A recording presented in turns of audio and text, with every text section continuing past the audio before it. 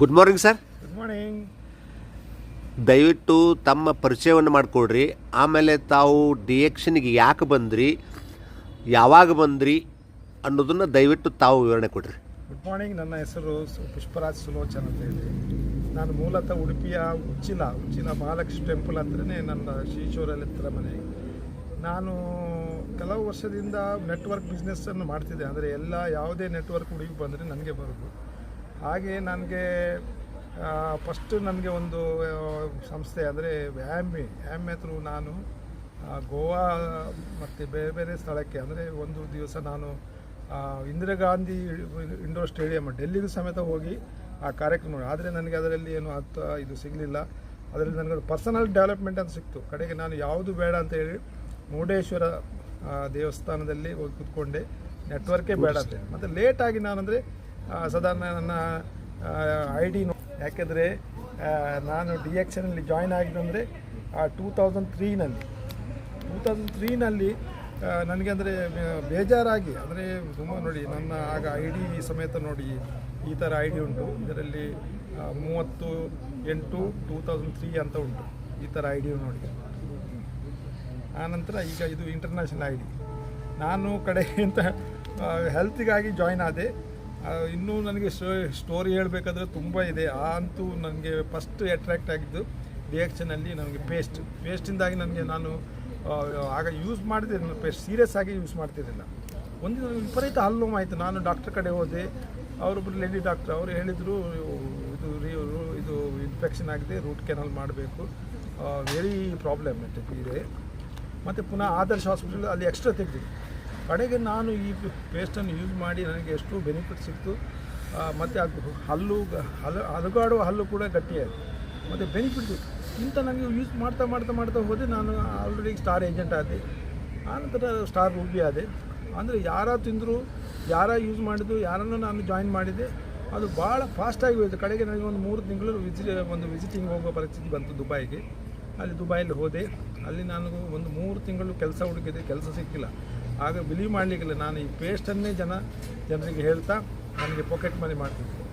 ಅಂಥ ಒಂದು ಸಂದರ್ಭದಲ್ಲಿ ನಾನು ಆಟೋಮೆಟಿಕ್ಲಿ ಒಂದು ಕೆಲಸ ಸಿಕ್ತು. ಅಂದರೆ ನಮ್ಮೊಬ್ಬರು ಪರಿಚಯಸ್ಥರು ಇದ್ದರು, ನಮ್ಮ ತಂದೆಯವರದ್ದು BR ಶೆಟ್ಟಿ ಅಂತೇಳಿ.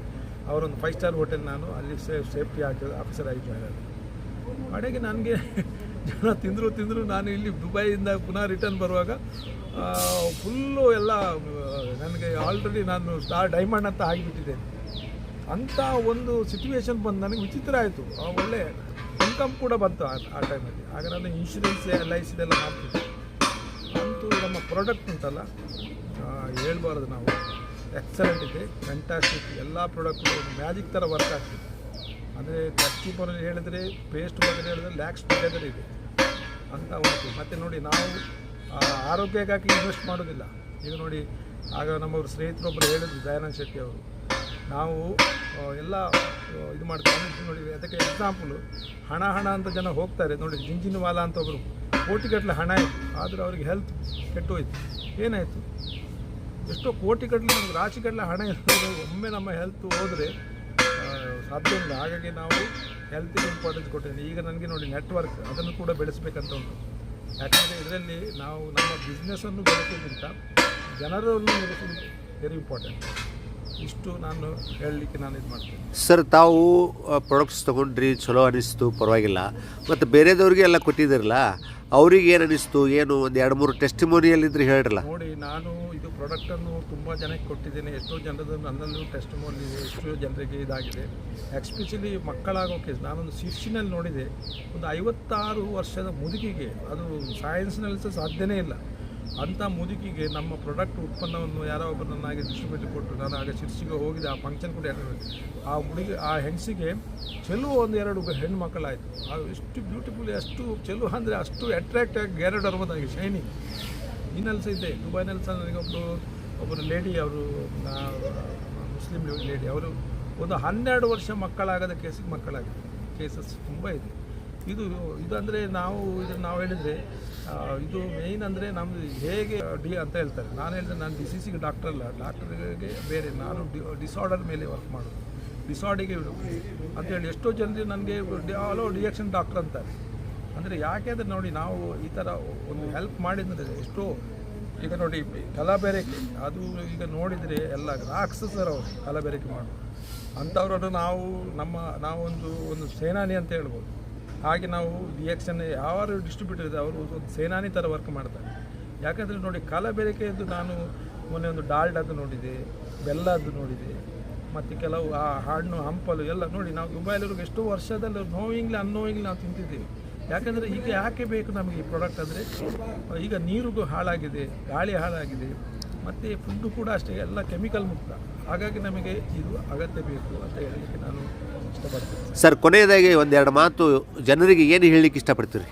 ಇದೊಂದು ಒಳ್ಳೆಯ ಉತ್ಪನ್ನ, ಇದನ್ನು ತಿಂತೇವೆ, ಅನ್ನ ಸಾಂಬಾರು ತಿಂತೇವೆ, ಹಾಗೆಯೇ ಇದು ಉತ್ಪನ್ನ, ಇದು ಒಂದು ಮಿರಾಕಲ್ ಮ್ಯಾಜಿಕ್ ಆಗಿ ವರ್ಕ್ ಆಗ್ತದೆ. ಇದನ್ನು ನಾವು ತಗೊಳ್ಳಿಕ್ಕೆ ಯಾವುದೇ ಇದಿಲ್ಲ, ಯಾಕಂದರೆ ಇದು 200 ದೇಶಕ್ಕೆ ಅಷ್ಟು ಫಾಸ್ಟಾಗಿ ಬಿಕಾಸ್ ಆಫ್ ಕ್ವಾಲಿಟಿ ಅಂಥ ಒಂದು ಸಂಸ್ಥೆ ಇದು. ಎಲ್ಲ ತುಂಬ ಇದಕ್ಕೆ ಸರ್ಟಿಫೈಸ್ ಸಿಕ್ಕಿದೆ. ಹಾಗೆ ನಾವು ಇದನ್ನು ತಗೊಳ್ಳೋದಕ್ಕೆ ಯಾವುದೇ ಭಯ ಪಡೋದು ಬೇಡ. ಇದು ಒಳ್ಳೆಯ ಉತ್ಪನ್ನ, ಇದು ಎಲ್ಲ ಜನರಿಗೂ ಮ್ಯಾಜಿಕ್ ಆಗಿ ವರ್ಕ್ ಮಾಡ್ತೇವೆ. ನಾವು ಜಸ್ಟ್ ಹೇಳಬೇಕಷ್ಟೇ, ನೀವು 100% ನೀವು ಕರೆಕ್ಟ್ ಆಗ್ತದೆ ಅಂತಲ್ಲ, ನಾವು ಪ್ರಾಡಕ್ಟ್ ಕ್ಲೈಮ್ ಮಾಡೋಕ್ಕಿಲ್ಲ, ಯೂಸ್ ಮಾಡಿ ಅಂತ ಎಷ್ಟೋ ಜನರಿಗೆ ಇದರಲ್ಲಿ ಬೆನಿಫಿಟ್ ಸಿಕ್ಕಿದೆ. ಎಲ್ರಿಗೂ ಒಳ್ಳೆಯದಾಗ್ತದೆ. ಅದನ್ನು ನಾನು ಆಗಲೇ ಹೇಳಿದಾಗೆ ಇದರಲ್ಲಿ ನಾವು ನಮ್ಮ ಬಿಸ್ನೆಸ್ ಬೆಳೆಸೋದಲ್ಲ, ನಾವು ಜನವನ್ನು ಬೆಳೆಸಬೇಕು, ಆಗ ಮಾತ್ರ ನಾವು ಸಕ್ಸಸ್ ಆಗ್ತೇವೆ. Good luck sir. Thank you sir. Thank you very much. Thank you sir.